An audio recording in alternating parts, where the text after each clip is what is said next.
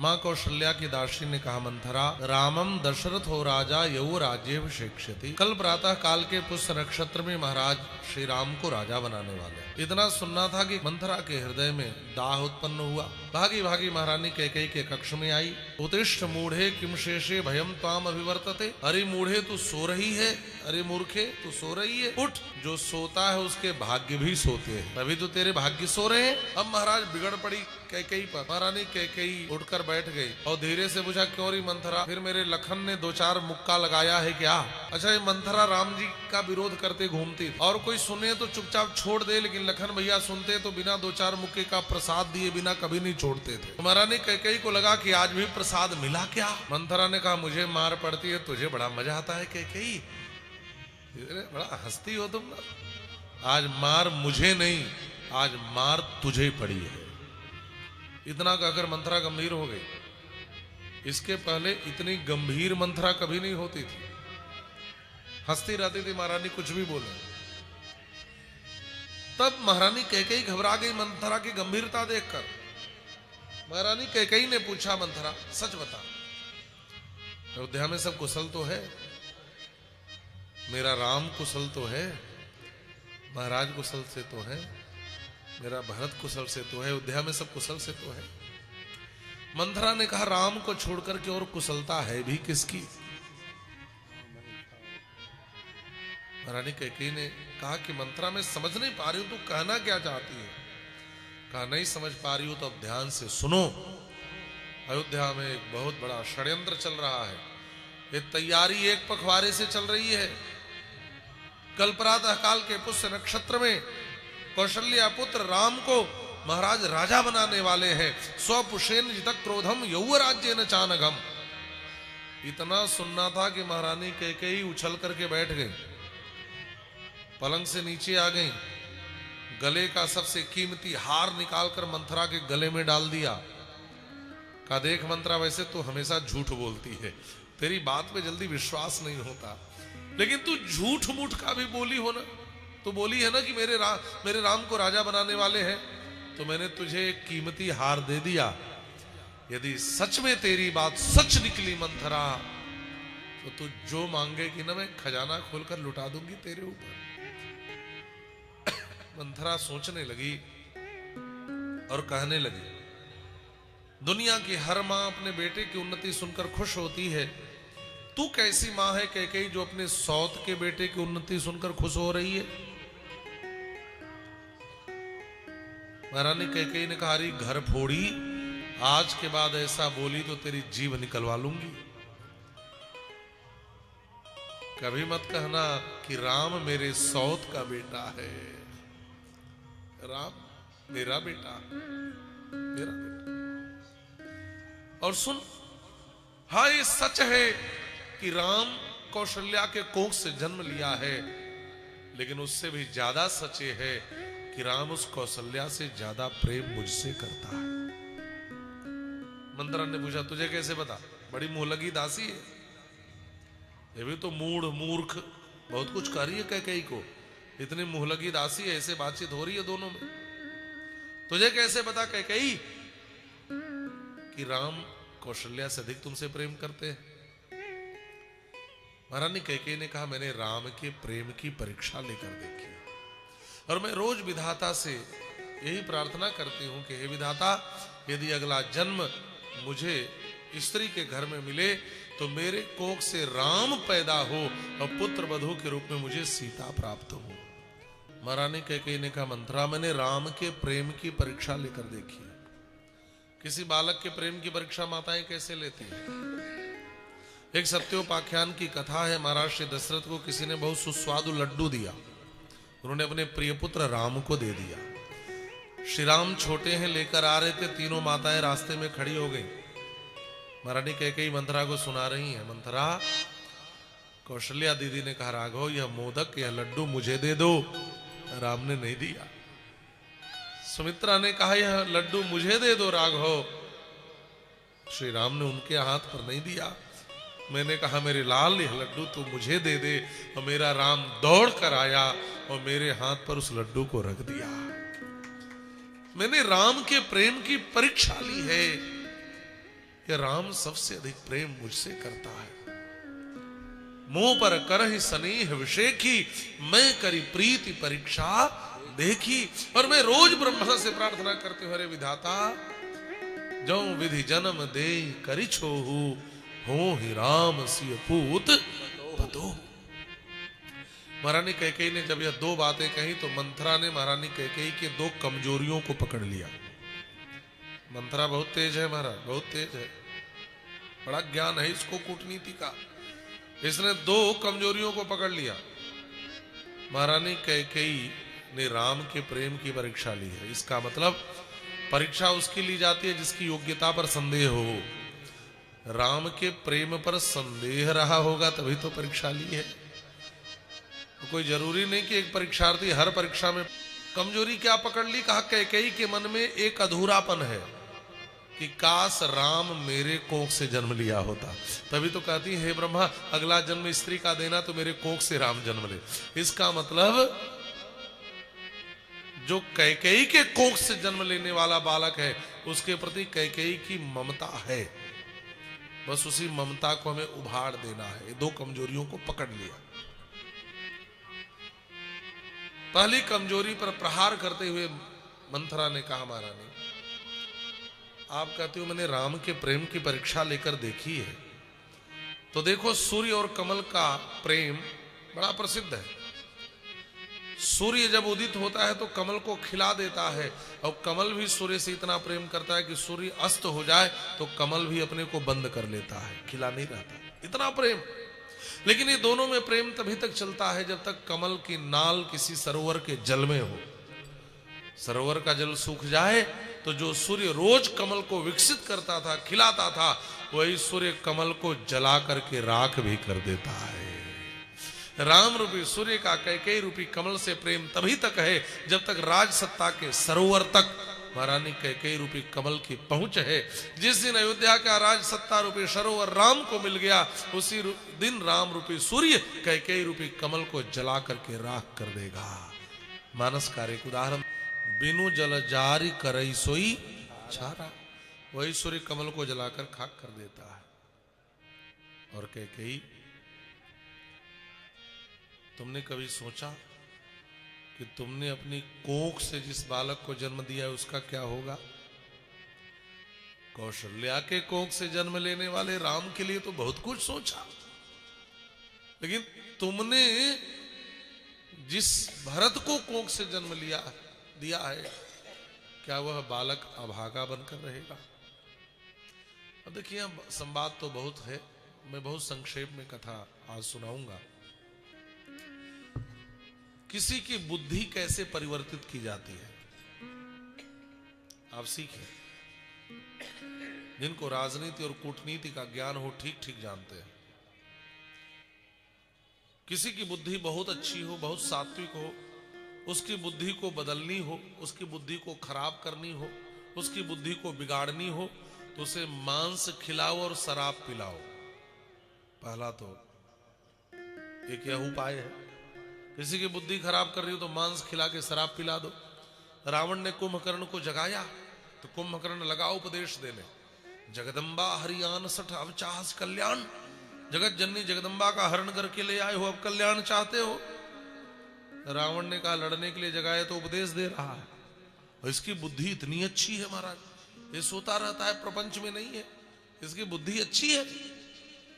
रावण ने कहा भले इसकी बुद्धि बिगाड़ो तभी लड़ेगा, नहीं इतनी अच्छी बुद्धि है लड़ेगा नहीं। कैसे बुद्धि बिगाड़े? तो रावण ने कहा भैंसों को कटवाओ और बढ़िया मदिरा पिलाओ।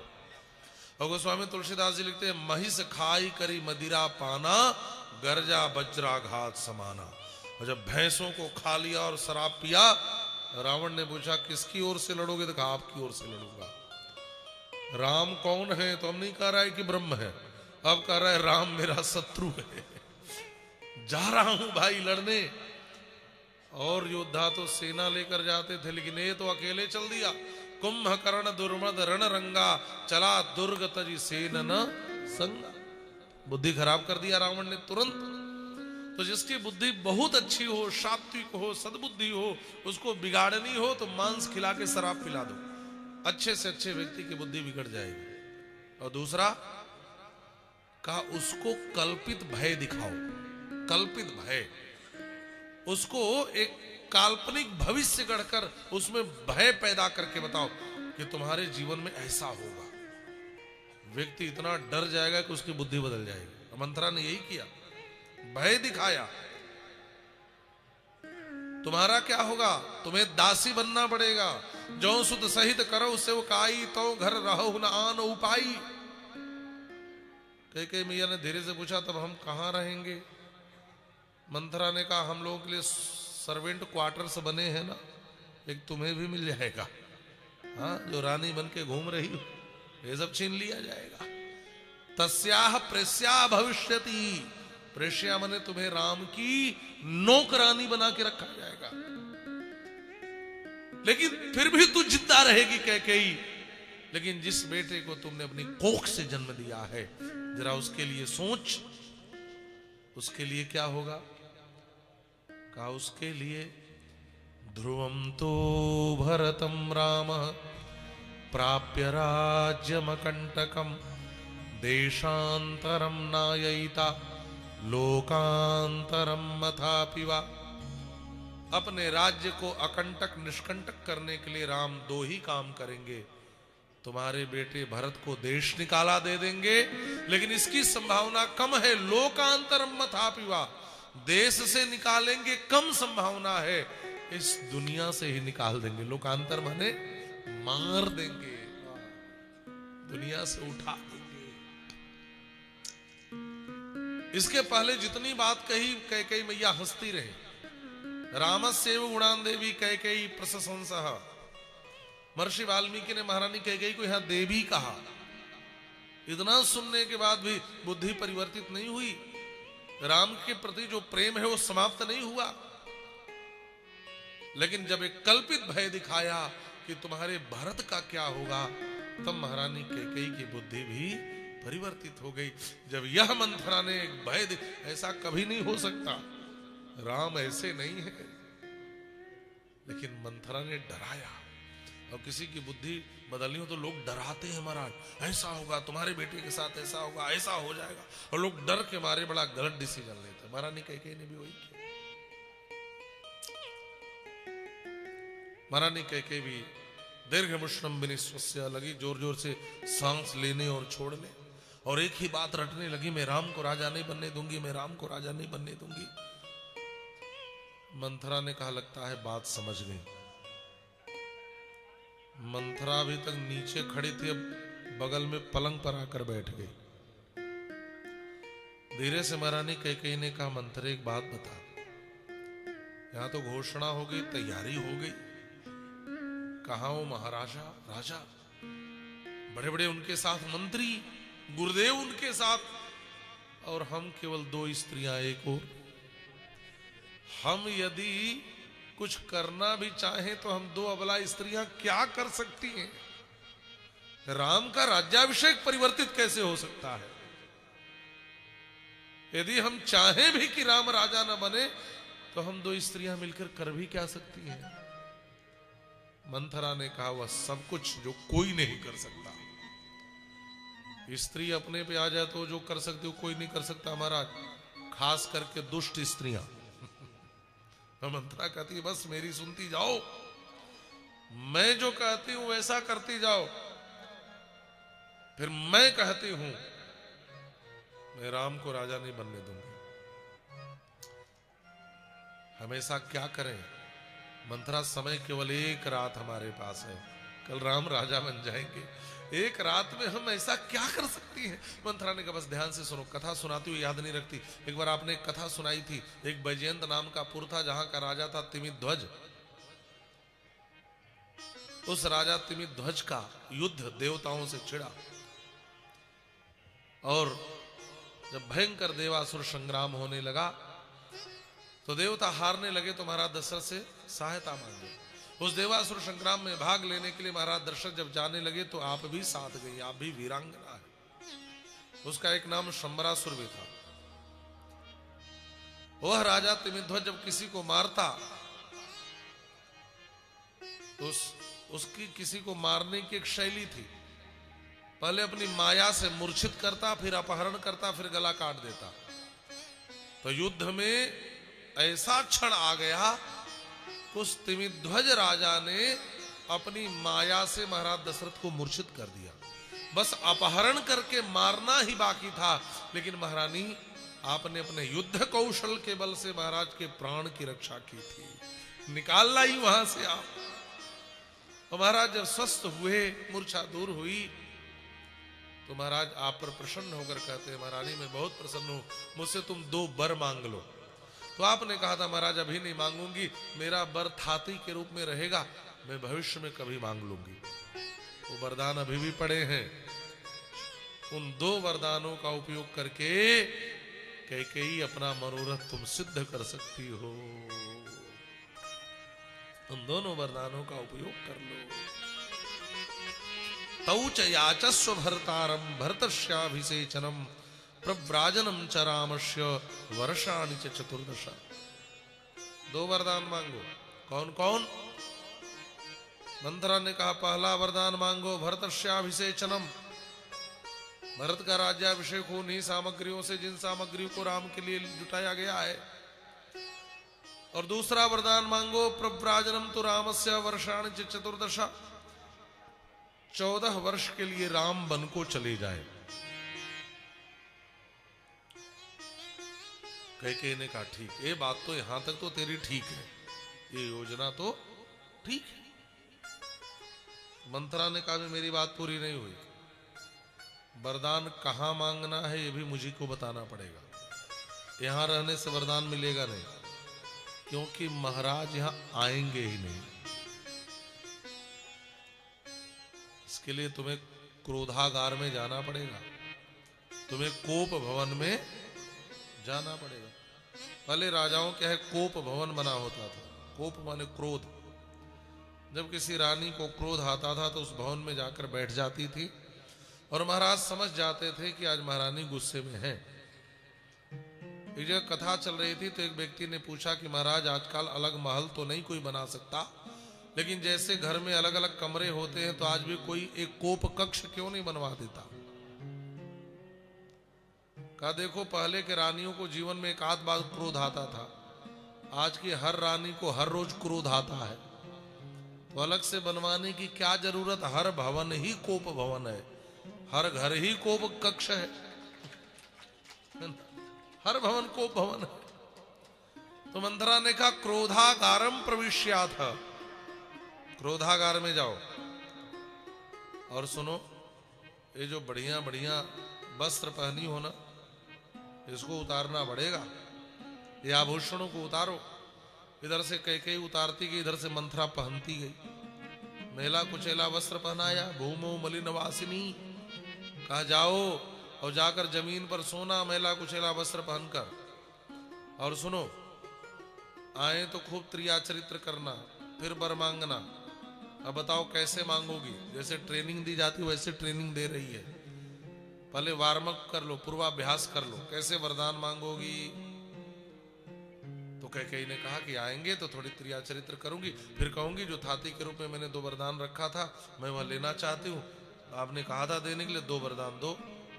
मंथरा ने कहा बिल्कुल नहीं मिलेगा, आपको तो मिल ही नहीं पाएगा महाराज। तो गुरुजी कैसे मिलेगा?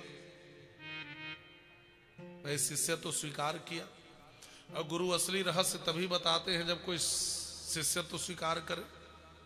अर्जुन को बड़ा बड़ा ज्ञान दिया भगवान ने, लेकिन जब कहा शिष्यस्ते हम साधिमाम त्वं प्रपन्नम, तब तो फिर रहस्यात्मक ज्ञान दिया, फिर तो सारा रहस्य ही खोल कर रख दिया। शिष्य तो स्वीकार करना पड़ेगा, और कैकेयी ने भी शिष्य तो स्वीकार किया। इसलिए गोस्वामी जी लिखते हैं कोटि कुटिल मणि गुरु पढ़ाई।